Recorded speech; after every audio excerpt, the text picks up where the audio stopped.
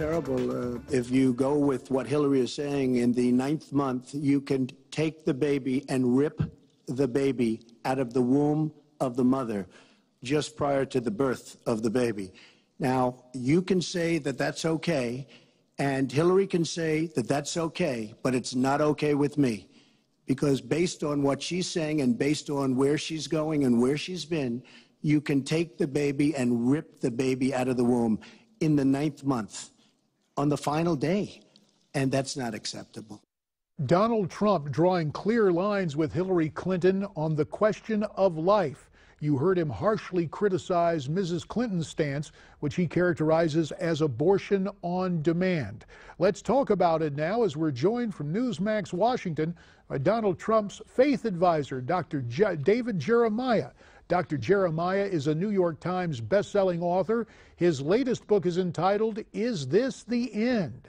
Signs of God's Providence in a Disturbing New World. Dr. Jeremiah, we sure appreciate your time tonight on Newsmax Prime.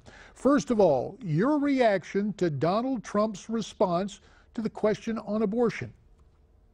Well, I was thrilled to hear that he stands for life, and not shocked at all to learn that Hillary has absolutely no use for human life. If she's going to do that, she might as well just say it right out loud. And she did it pretty well last night in the debate. She does not understand that life begins at conception. She has no concept whatsoever of the biblical concept of life. And she went on record, and it's all out, and everybody knows it now. Well, yes, she offered euphemisms, while Mr. Trump, in his characteristic way, was very plain-spoken. And I'm wondering, Dr. Jeremiah, will that plain-spoken response that Donald Trump gave, will that build even more support for him among evangelicals and other values voters? Well, every evangelical that I know stands with him on the life issue. I surely do, and I know that it means a great deal to us to have the person who's trying to be president of the United States stand up for life.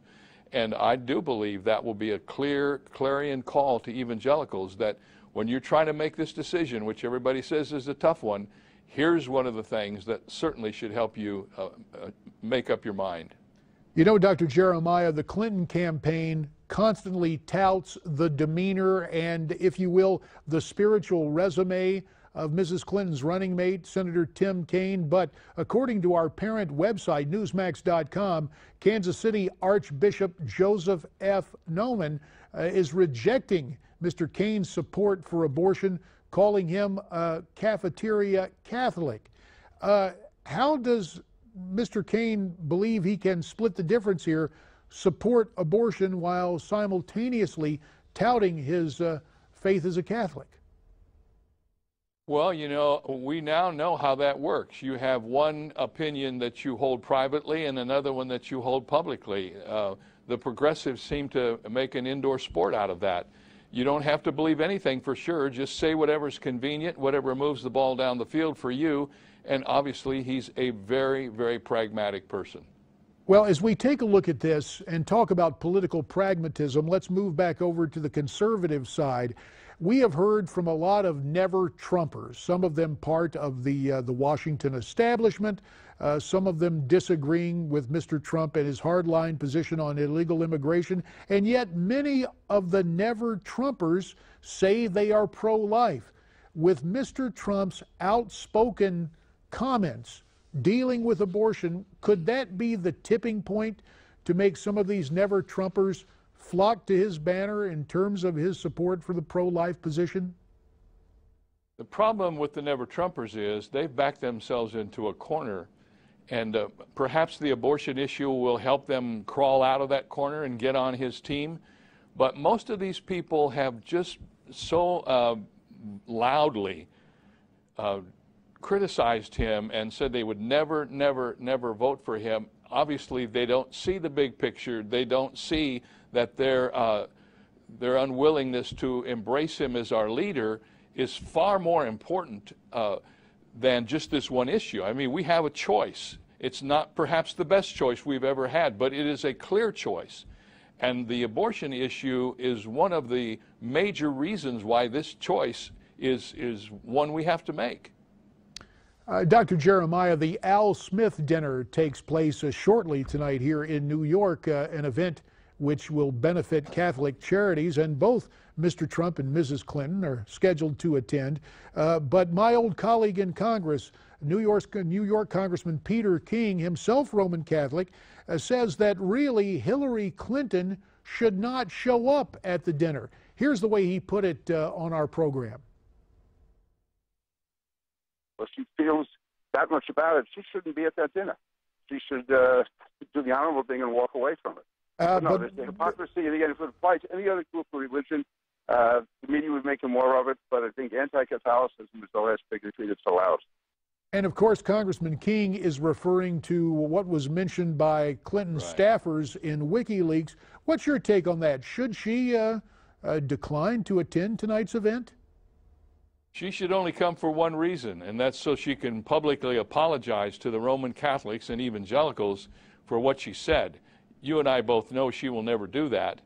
But I'll tell you something, if she had said about Muslims what she said about the Catholics, this would be, it would shut down the news industry. But it doesn't happen. I stand with Cardinal Dolan and others who are just embarrassed that somebody at that level would make the comments that were made known this week through WikiLeaks.